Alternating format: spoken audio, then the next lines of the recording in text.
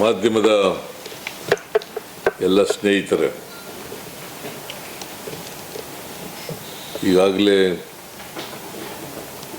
ನಿಮ್ಮನ್ನು ಭೇಟಿ ಮಾಡಿರ್ತಕ್ಕಂಥ ಉದ್ದೇಶವನ್ನು ಉಪಮುಖ್ಯಮಂತ್ರಿಗಳಾದಂಥ ಡಿ ಕೆ ಶಿವಕುಮಾರ್ ಅವರು ಪ್ರಸ್ತಾಪ ಮಾಡಿದ್ದಾರೆ.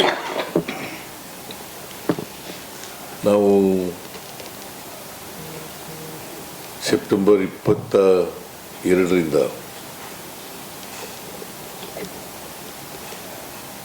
ಇಡೀ ರಾಜ್ಯದ ಜನರ ಸಾಮಾಜಿಕ, ಶೈಕ್ಷಣಿಕ, ಆರ್ಥಿಕ ಸ್ಥಿತಿಗತಿಗಳನ್ನು ತಿಳ್ಕೋಬೇಕು ಅಂತಕ್ಕಂಥ ಉದ್ದೇಶದಿಂದ ಎಲ್ಲರ ಸರ್ವೆಯನ್ನು ಮಾಡ್ತಾ ಇದ್ದೀವಿ. ಅದು 7ನೇ ತಾರೀಕಿನಲ್ಲಿ ಮುಗಿಸಬೇಕು ಅಂತೇಳಿ, ಅಂದರೆ ಇವತ್ತು ಕೊನೆಯ ದಿನ ಮುಗಿಸಬೇಕು ಅಂತೇಳಿ ನಾವು ತೀರ್ಮಾನ ಮಾಡಿದ್ದು. ಕೆಲವು ಜಿಲ್ಲೆಗಳಲ್ಲಿ ಜಾಸ್ತಿ ಆಗಿದೆ, ಕೆಲವು ಜಿಲ್ಲೆಗಳಲ್ಲಿ ಇನ್ನೂ ಕೂಡ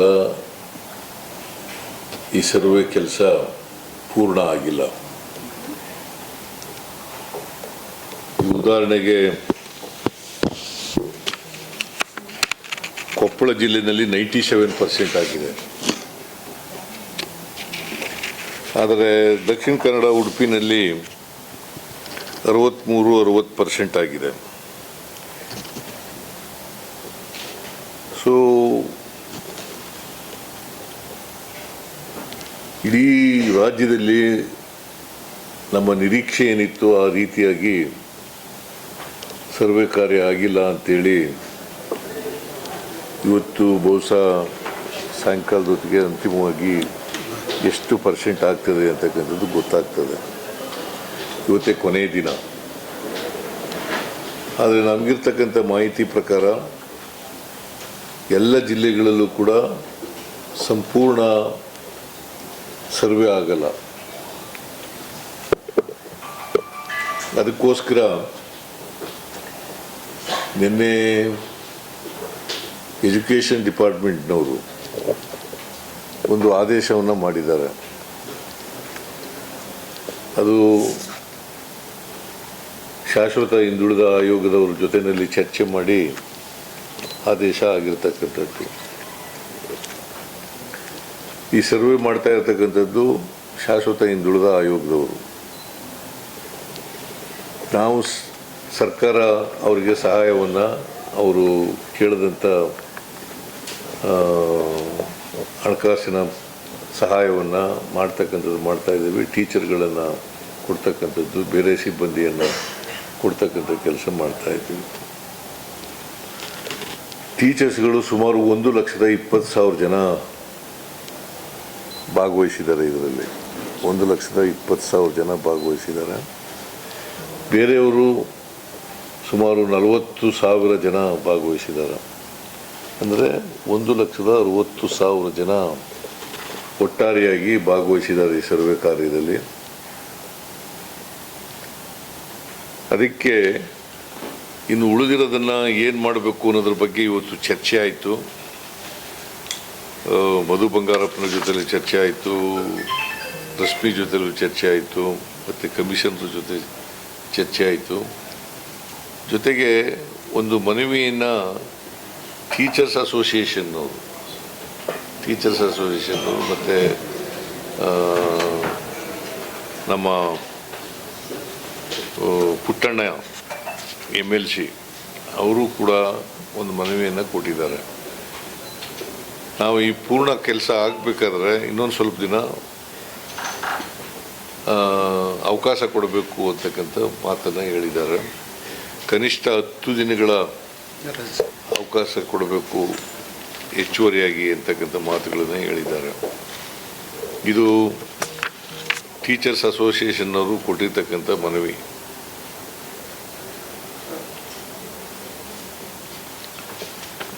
ಬೇಕಾದರೆ ಇದ್ರ ಕಾಪಿ ಮಾಡಿ ನಿಮಗೆಲ್ಲ ಕೊಡ್ತೀವಿ. ಅವರು ಅದಕ್ಕೆ ನಾವು ಸರ್ಕಾರ ತೀರ್ಮಾನ ಮಾಡಿದೆ, ನಾಳೆ ನಾಳಿದ್ದು ವರ್ಕಿಂಗ್ ಡೇಸ್ 3 ದಿನ ಇದೆ,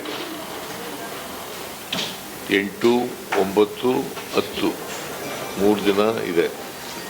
ಆಮೇಲೆ ವರ್ಕಿಂಗ್ ಡೇಸ್ ಬರ್ತಕ್ಕಂಥದ್ದು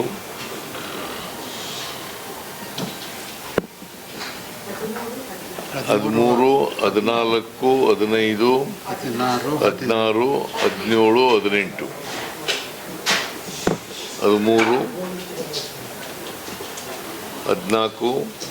15, 16, 17, 18 ಇಷ್ಟು ದಿನ ಶಾಲೆಗಳಿಗೆ ರಜಾ ಕೊಡ್ತೀವಿ. ಶಾಲೆ ಅಂದರೆ ಗೌರ್ಮೆಂಟ್ ಸ್ಕೂಲ್ ಮಾತ್ರ, ಗೌರ್ಮೆಂಟು ಇದು ಏಡೆಡ್ ಸ್ಕೂಲ್ಸು, ಗೌರ್ಮೆಂಟು ಮತ್ತು ಏಡೆಡ್ ಸ್ಕೂಲ್ಸು. ಆಮೇಲೆ ಈ ಮಧ್ಯೆ ಒಂದು ಏನು ಸಪ್ಲಿಮೆಂಟರಿ ಎಕ್ಸಾಮ್ ಅಂತ ಕರೆಯೋದು, ಮಿಡ್ ಟರ್ಮ್ ಎಕ್ಸಾಮಿನೇಷನ್ ಬರ್ತದೆ. ಯಾರು ಮಿಡ್ ಟರ್ಮ್ ಎಕ್ಸಾಮಿನೇಷನ್ನಲ್ಲಿ ತೊಡಗಿಸ್ಕೊಂಡಿದ್ದಾರೆ ಅವರು ಈ ಮುಂದುವರೆದ ಸರ್ವೆ ಕಾರ್ಯದಲ್ಲಿ ತೊಡಗಿಸ್ಕೊಳ್ಳೋಗಿಲ್ಲ. ಸೆಕೆಂಡ್ PUC ಮಾತ್ರ, ಸೆಕೆಂಡ್ PU ಮಾತ್ರ ಮಧ್ಯಾವಧಿ ಪರೀಕ್ಷೆ ನಡೀತಾ ಇದೆ. ಅಲ್ಲಿ ಟೀಚರ್ಗಳು ಯಾರು ಇನ್ವಾಲ್ವ್ ಆಗಿದ್ದಾರೆ ಸೆಕೆಂಡ್ PUCನಲ್ಲಿ, ಅವರನ್ನು ಬಿಟ್ಟು ಮಾಡ್ತಕ್ಕಂಥದ್ದು ಬೆಂಗಳೂರು ನಗರದಲ್ಲಿ ಭಾಳ ಕಡಿಮೆ ಆಗಿದೆ, 36% ಆಗಿದೆ. ಅದಕ್ಕೆ ಎಲ್ಲರಿಗೂ ಕಾಮನ್ ಆಗಿ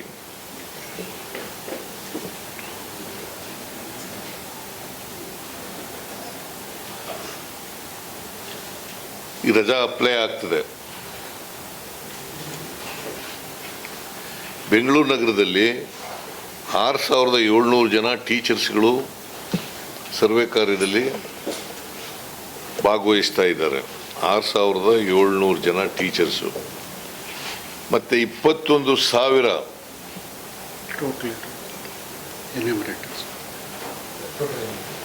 ಟೋಟಲ್ ಎನ್ಯೂಮರೇಟರ್ಸ್ 46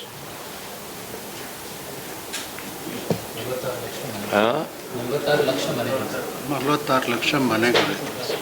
ಮತ್ತು ಇಲ್ಲಿ ಬೆಂಗಳೂರಿನಲ್ಲಿ 46 ಲಕ್ಷ ಮನೆಗಳಿದ್ದಾವೆ.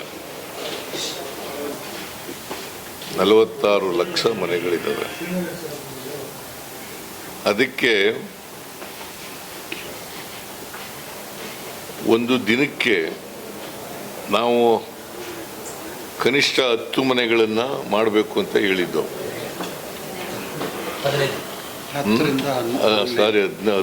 15 ಮನೆಗಳು, 10 ರಿಂದ 15 ಮನೆಗಳು ಮಾಡಬೇಕು ಅಂತ ಹೇಳಿದ್ದು.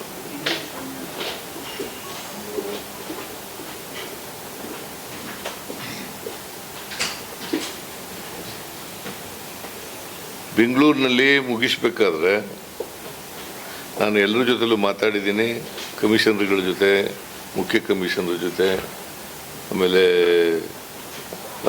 ಅಪರ ಮುಖ್ಯ ಕಾರ್ಯದರ್ಶಿಗಳು ಅವ್ರ ಜೊತೆ, ಮುಖ್ಯ ಕಾರ್ಯದರ್ಶಿ ಅವ್ರ ಜೊತೆ ಎಲ್ಲ ಮಾತಾಡಿದ್ದೀನಿ.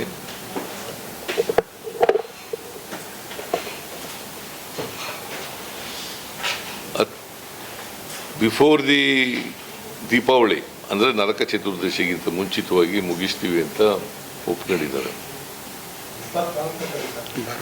19ನೇ ತಾರೀಕು, 20ನೇ ತಾರೀಕಿನಿಂದ ದೀಪಾವಳಿ ಅಲ್ವೇನಪ್ಪ. ನರಕ ಚತುರ್ದಶಿ 20, 21 ಇಲ್ಲ 22 ಬಲಿಪಾಡ್ಯಮಿ.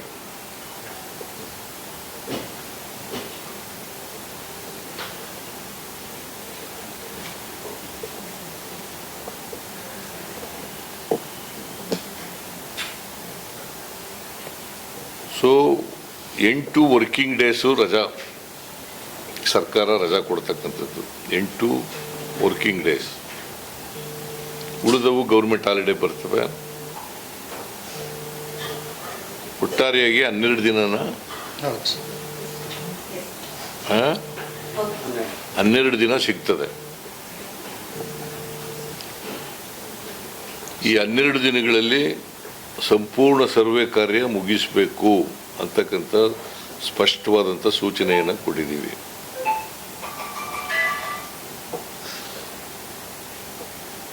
ಯಾರು ಈ ಸರ್ವೆ ಕಾರ್ಯದಲ್ಲಿ ತೊಡಗಿಸ್ಕೊಳ್ಳಿಕ್ಕೆ ಹಿಂದೇಟು ಹೊಡಿತಾರೆ,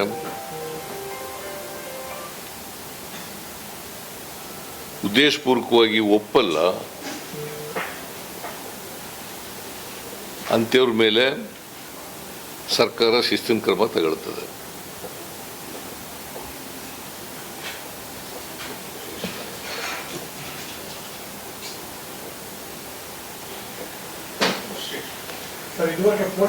ತಾಳ ನೀನು ಯಾಕೆ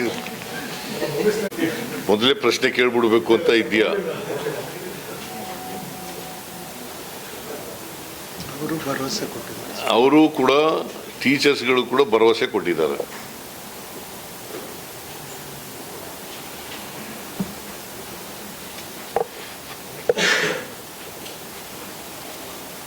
ಆಮೇಲೆ ಈ ಸರ್ವೆ ಕಾರ್ಯ ನಡೆಯುವಾಗ 3 ಜನ ಸತ್ತಿದ್ದಾರೆ. 3 ಜನ 3 ಜನ ಇಬ್ಬರು 3 ಜನ 3 ಜನ ಅವ್ರಿಗೆಲ್ಲರಿಗೂ ಕೂಡ 20 ಲಕ್ಷ ರೂಪಾಯಿಗಳನ್ನು ಪರಿಹಾರ ಕೊಡ್ತೀವಿ.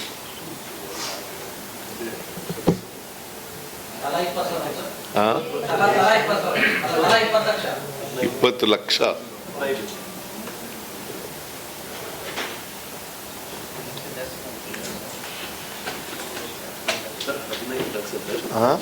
ಕಮಿಟಿನಲ್ಲಿ ಕೊಟ್ಟಿದ್ದು 15 ಲಕ್ಷನೇ, ಹಾಗಾಗಿ 15 ಲಕ್ಷ ನಾವು ಅಂತ ಹೇಳಿದ್ದೆ ಸಾಹೇಬ್ರೆ. 20 ಕೊಡುವ ಅಂತ ಹೇಳಿದ್ರು. ಯಾರು ಸರ್? ನಾನು 15 ಹೇಳಿದ್ದು, 20 ಪರವಾಗಿಲ್ಲ ಸರ್. ಆಯ್ತು, 20 ಲಕ್ಷನೇ ಕೊಡ್ತೀವಿ.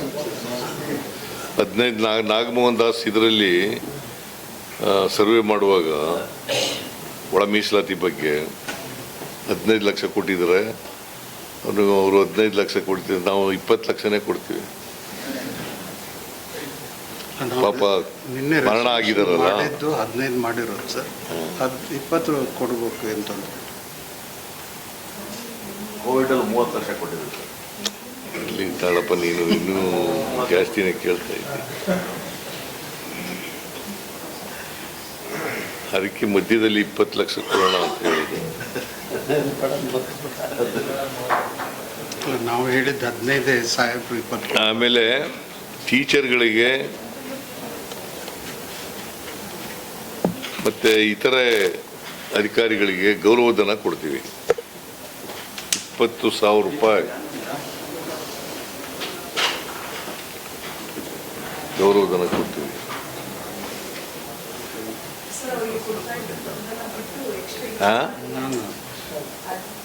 ಅದು ಬಿಟ್ಟು 20 ಲಕ್ಷ ಬಿಟ್ಟಮ್ಮ, ಅದನ್ನೇ ಕೊಡ್ತಾ ಇದ್ದೀವಿ. ಇಲ್ಲ ಅದನ್ನೇ ಕೊಡ್ತಾ. ಅದನ್ನೇ ಗೌರವಧನನೇ ಹೇಳ್ತಾ ಇರೋದು ನಾನು. ಕನ್ಫ್ಯೂಸ್ ಮಾಡ್ಕೋಬೇಡಿ.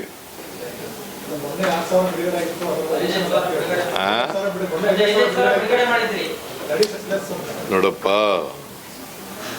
ಒಂದು 5,000 ರೂಪಾಯಿ ಲಂಸಮ್ ಹಾಕಿ ಕೊಡ್ತೀವಿ. ಆಮೇಲೆ 100 ರೂಪಾಯಿ ಪರ್ ಹೌಸ್ ಕೊಡ್ತೀವಿ. ಎವರೇಜ್ 20,000. ಅವರೇಜ್ 20,000 ಸಿಗುತ್ತೆ. 100 ರೂಪಾಯಿ ಅಂತಂದ್ರೆ ಎಷ್ಟಾಯ್ತು? 150 ಮನೆ. 150 ಮನೆ. 15,000 5,000. 15,000 ಪ್ಲಸ್ 5,000.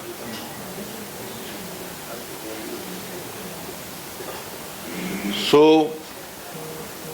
by 19th